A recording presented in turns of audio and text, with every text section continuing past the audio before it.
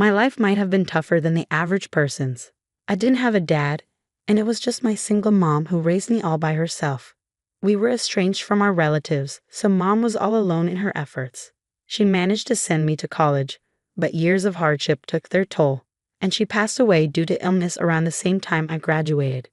After that, I had no family left. I landed a job at a regular company and met my wonderful husband, Tony. Tony, an executive at a client company, was a bit older than me. Having grown up without a dad, Tony was a reassuring and reliable figure for me. One day, I forgot some important documents at the client's office. Realizing this, I decided to rush back without telling my boss, intending to retrieve them. However, I didn't have a pass to enter the client's building, which my boss usually handled. Standing clueless in front of the client's office, an employee I had met earlier came running out with the documents. That was how I met Tony. Knowing my situation, Tony handed me the documents with an innocent smile and said, "Let's keep this our little secret." I fell for that smile and pursued him eagerly. It didn't take long for us to get married, and I found happiness. We weren't blessed with children, but every day was joyful. Tony, who always made me laugh, rescued me from a lifetime of loneliness. Just as I vowed to spend my life by Tony's side, we discovered he had cancer, already at stage 4. The doctor broke the news to us, and I was devastated. Tony deeply regretted leaving me alone in the end. But just before our 10th wedding anniversary, Tony passed away. Feeling lonely again, I was contemplating my solitude when suddenly, my father-in-law George proposed, "How about living together?" George was the only person who genuinely rejoiced and celebrated our marriage. Initially, when Tommy and I decided to marry, I had no family, so I was met with skepticism from Tommy's circles and relatives.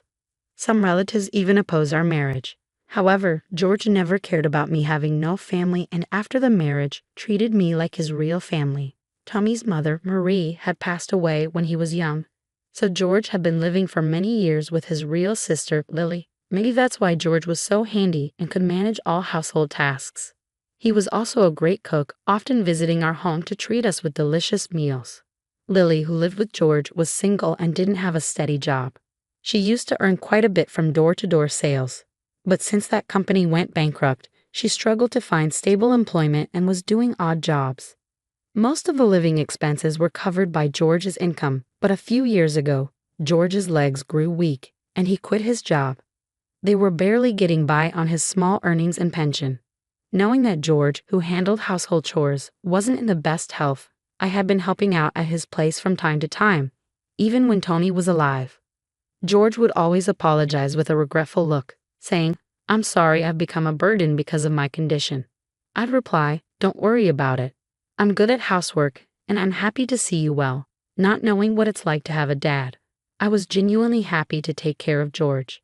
Tommy, knowing I considered George like a real dad, was always happy to send me off to help. However, Lily didn't feel the same way. Whenever I went to help, she would meet me at the door and say, "So you're here to butter up again. You're an outsider, you know. No matter what you do, you won't get any inheritance," with a spiteful look. I would always deny it, saying, "No, that's not my intention." But Lily would repeat the same line every time I visited. Despite her continuous sarcasm towards me, Lily never attempted to do any housework. Ideally, Lily, who had been living there all along, should have been the one doing the chores. But she would always go out and not return until late at night. Even when she was home and saw me helping, she would just hurl insults at me and then retreat to her room, seemingly satisfied. George noticed this behavior and warned Lily, but it had no effect. He then apologized to me again, saying I'm sorry because of this. Even though I didn't mind taking care of George, living together would mean facing Lily every day. I asked for some time to think about George's offer. After all, living alone after Tommy's passing was indeed unsettling. Having someone reliable around is completely different, especially since the offer came from George, who was like a dad to me. Despite Lily's harassment, I concluded that I could endure it to live a better life. I strongly preferred returning to a home with George over going back to an empty house. Later, I moved in with George, bringing only a few belongings. I was familiar with George's house, knowing where everything was except for the inside of Lily's room. Whenever I passed by, I could smell cigarette smoke, but her door was always closed. When I offered to clean her room occasionally, she accused me of being a thief. No way, "Don't enter my room without permission. You might steal something." I protested. I would never do such a thing. "You can't be sure. After all, you have no family to trouble, right?" Every time Lily spoke to me, she would use words like outsider and remind me of having no family, knowing these were the words that hurt me the most. She knew I couldn't retort and deliberately used them. Once her door was half open and I could see inside. Confirming Lily wasn't there, I peeked in to find cigarette butts, alcohol bottles, and trash scattered on the floor. I hesitated for a moment, but knowing Lily would accuse me again, I quietly closed the door. Since Lily was mostly out during the day, I could spend the day in peace by avoiding her in the mornings and evenings, enduring the harsh treatment. This life continued for several months. Lily's harassment persisted, but during this time, George's health deteriorated day by day. Recently, walking became difficult for him, leading to more bedridden days. His health worsened, catching colds more frequently. Despite hospital visits, his condition did not improve, and a year into living together, he couldn't get out of bed anymore. I suggested hospitalization, but George stubbornly refused. Seeing this, Lily loudly accused me in front of George. "Ever since you came to this house, George's health has been declining. Are you putting something in his food, I wonder?" George looked at his sister but no longer had the energy to admonish her. Then, turning to me, he wore the same apologetic expression as before. Perhaps he was worried that if he were hospitalized, Lily would torment me even more. I continued to care for George while trying to ignore Lily's constant badmouthing. Lily didn't care for her own brother at all. She only entered George's room to hurl insults at me. But as George's care was demanding, I barely reacted to her. Maybe because I didn't respond to her verbal abuse, she started throwing things at me when she was drunk. "Don't act all high and mighty cleaning our house. This is mine and George's home. Just stick to cooking or something," she yelled, splashing her drink on me. My head was drenched in alcohol, and some even spilled on George's bed. "Stop it, please. It's getting on George," I begged, trying to stop her, but Lily, drunk, wouldn't listen. "Don't order me around, you plague. You're the one weakening George." Her actions filled the room with a smell of alcohol. When Lily got like this, there was no stopping her until she was satisfied. Sometimes she would even hurl abusive words at George. "George, maybe it's time for you to find peace. If this continues, my living expenses will turn into your medical bills. This woman will be happy to be rid of her caregiving duties." She mercilessly spoke such cruel words to her own brother. George just looked at her with tearful eyes. All I could do was protect George and wait for the violence to end. Lily's drunken rampages were always predictable. She spent her days outside, frequently visiting a nearby lottery ticket vendor. One time, she returned home in a very good mood with her arms full of paper bags stuffed with sweets, and the smell of cigarette smoke was strongly emanating from her clothes. I once asked her, "Where have you been?" She replied, "None of your business. Even if I win the lottery, I won't give you a dime," and snickered as she walked into her room. She must have been in a good mood to accidentally reveal her lottery habit. That was when I first learned Lily spent her days at the lottery ticket vendor. I was curious how she managed to fund her lottery habit, but I was too frightened by her outbursts to ask.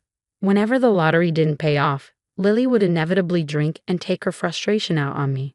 She would come home, pull out alcohol from the fridge, and demand, "Hey, make dinner." Since she often returned late at night, I would prepare meals and run her bath. Neglecting these tasks would result in her throwing things and screaming, so I never had a moment's peace. Despite this, I dedicated myself to caring for George 24/7, actively engaging in his rehabilitation. However, George grew increasingly frail and struggled even to breathe. After several months of my devoted care, George passed away. Though he was too weak to speak, he mustered the strength to thank me. "You've been a great help." "Thank you." Hearing these final words from George made all my hardships seem worth it. He had supported my marriage to his son, and after Tony's death, he offered to live with me, an outsider. George was my greatest benefactor. With his passing, I found myself alone again, but I couldn't afford to be sentimental. Lily didn't lift a finger to help with the funeral arrangements, leaving everything to me. It was only after the funeral that I could truly reflect on my time with George. Because of his caring nature, distant relatives gathered to pay their respects. During the post-funeral meal, everyone reminisced about George. Even Lily listened quietly to the relatives' stories. He always stood by us, one said. Right, he was always there when we needed him, added another. George had always been a man of action, never expecting anything in return for his help. Hearing this, I felt happy, as if they were talking about me too. Then a relative broached the subject. What about the inheritance? There should be land and real estate left. Yeah, he inherited his wife's assets too, so it must be a considerable amount. Despite the funeral just ending, they started discussing the inheritance. Hearing this, Lily's eyes lit up. Right, I'm the closest blood relative, so I'll protect George's inheritance. Besides, I've been taking care of him, so I have a right to inherit, she confidently declared. Watching Lily's eyes sparkle, I felt a deep sense of unease. But I couldn't avoid the inheritance discussion. As the relatives were getting worked up over the inheritance, a man suddenly entered. Everyone looked at him, but judging by the relatives' faces, no one seemed to recognize him. Amid the strange atmosphere, the man handed out his business card and said, I've been entrusted with the will. Lily, sensing an opportunity, approached the lawyer and said, Really? Then let's open the will right here. Her eyes were shining again as she pulled the lawyer to a seat. The lawyer took out the will from his bag and began to read it in a calm manner. Lily's face turned red immediately. The relatives also became restless. The will stated that all of George's estate was entrusted to me and nothing was left for his biological sister. I was as surprised as anyone. Even though I lived with George, I was still an outsider. That he entrusted his entire estate to me was unexpected. Hearing the lawyer's words, Lily lost her bright eyes, her face filling with anger and hatred. How can he leave the inheritance to some unknown woman? This is unacceptable. Has George lost his mind? Lily yelled in a voice that was almost like a roar. She continued, After Marie passed away, it was me who lived with and struggled with George. What does this woman know about our lives? It's ridiculous to leave everything to her. She looked ready to pounce on me. Some relatives seemed to agree. Yeah, she lived with him for a long time. She's his real sister. Maybe there's a mistake in this will. Probably moved in for the inheritance. Yeah, maybe she manipulated him into writing the will. The relatives, perhaps upset they weren't receiving anything, started to speculate wildly. Internally, I thought they don't know the truth, but I knew any protest from me would play right into Lily's hands. As I remained silent and looked down, the relatives' mistrust in me seemed to grow. Just as they were about to discuss contesting the will, the previously silent lawyer spoke up. Decide what to do with this will after you see this, he said, placing an envelope and a USB memory stick on the table. Lily, with a puzzled expression, opened the envelope and a multitude of photos spilled out. They showed Lily in a rage, swinging around bottles of alcohol. She turned pale and clutched the photos tightly. As the relatives gathered and saw more photos, they found images of Lily throwing things at me and George, and her entering the lottery ticket vendor. There were also pictures of her withdrawing money from a bank ATM. The lawyer explained promptly, These are photos of her withdrawing George's pension without permission. I realized then that she had been using George's pension for her lottery expenses. Lily was out almost every day. I had noticed her frequent visits to the lottery place, but I didn't know where the money was coming from. I received a fixed amount for household expenses, so I had no way to investigate. Seeing these photos, the relatives who had been suspicious of me now turned their doubtful eyes towards Lily. What's the meaning of these photos? Did you withdraw money for the lottery without permission? One relative asked. Lily, struggling for an explanation, said, I did it because George said it was okay. I only got angry and threw things because that woman was being unreasonable. George knew about it and stayed quiet. Then the lawyer added, We have more evidence to show, and opened a laptop plugging in the USB drive. The same scene of Lily swinging alcohol appeared on the screen, but this time with audio. George, when are you going to die? Once you do, I'll get your inheritance. You must be wishing for death too, Lily's voice was heard saying.